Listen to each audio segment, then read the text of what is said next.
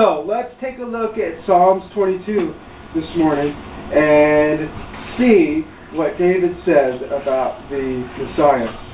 And did Jesus fulfill this description? We'll have to listen and see. Fulfill what?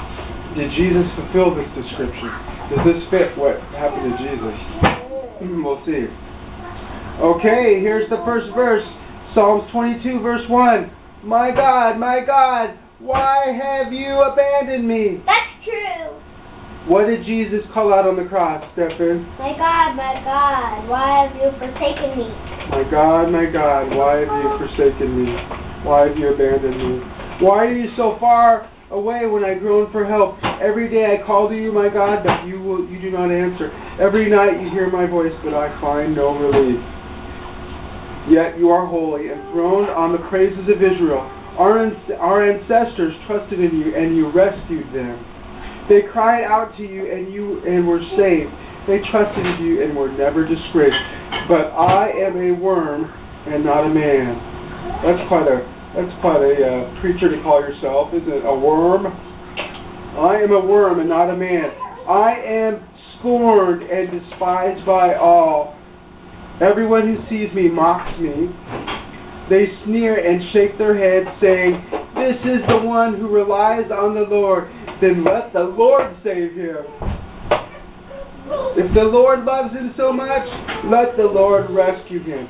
So they were mocking Jesus and making fun of him and saying, "Really, the Lord doesn't love him. Really, the Lord is punishing him and hates him because he's a bad man," right? That's what they were saying. That was wrong because God was actually killing them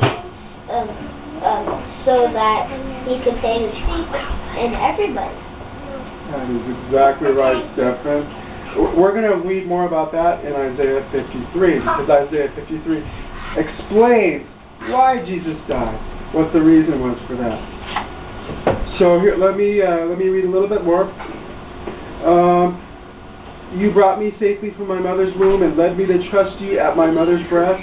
I was thrust into your arms at my birth. You have been my God from the moment I was born. That was true for Jesus, wasn't it? He was walking very close to his Father, even when he was a young boy. Do not stay so far from me, for trouble is near, and no one else can help me. My enemies surround me like a herd of bulls. Fierce bulls of Bashan have hemmed me in. I'm surrounded by a bunch of bulls that are ready to gore me with their horns. Like buffaloes? Like buffaloes with horns. Like lions. You were talking about buffaloes or just wild cows? I'm probably just male cows. But bulls can be mean, even if they're not wild buffaloes. Male cows can be mean. Yep. They're babies, right? Because they're trying to show they're the toughest. Yeah. They kick, right? So what David is saying is the people that have trapped him and are trying to kill him they're like bulls. Okay. He's using an analogy of animals. Okay. Let's see what he uses next. Like lions, they open their jaws against me, roaring and tearing into their prey. My life is poured out like water, and all my bones are out of joint. My heart is like wax melting within me. My strength is dried up like sun-baked clay. My tongue sticks to the roof of my mouth. You have laid me in the dust and left me for dead.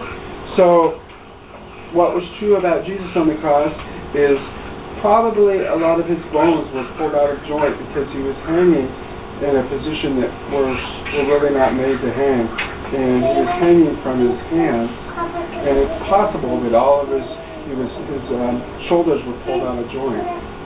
And we know he became thirsty on the cross, didn't he? Because he called out for something to drink, didn't he?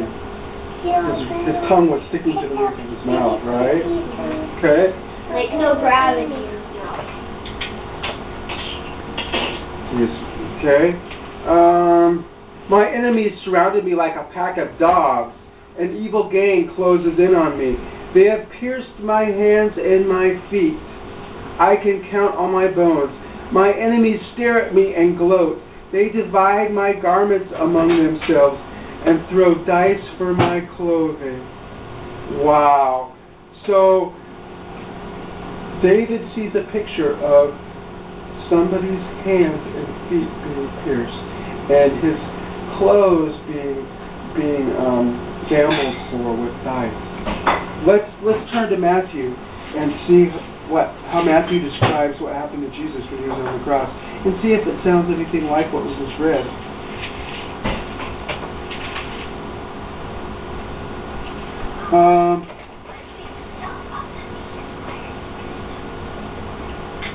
No. I know. Here we go, Stephen.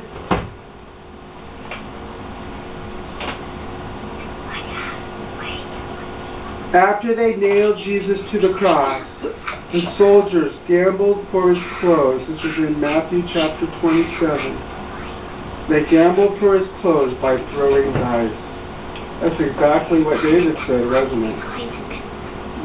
Then they sat around and kept guard as he hung there. A sign was fastened above Jesus' head, announcing charges against him. It read, "This is Jesus, the King of the Jews." 2 revolutionaries were crucified with him, one on his right and one on his left. Now listen to this. The people passing by shouted abuse, shaking their heads in mockery.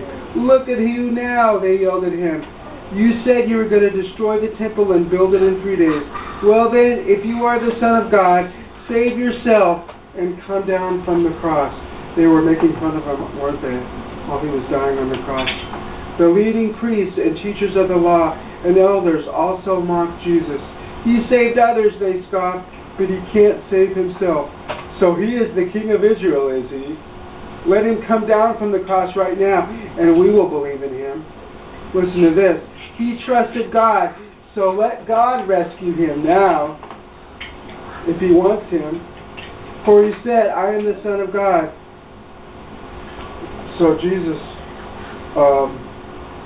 was pierced in his hands and his feet. He was hung on the cross.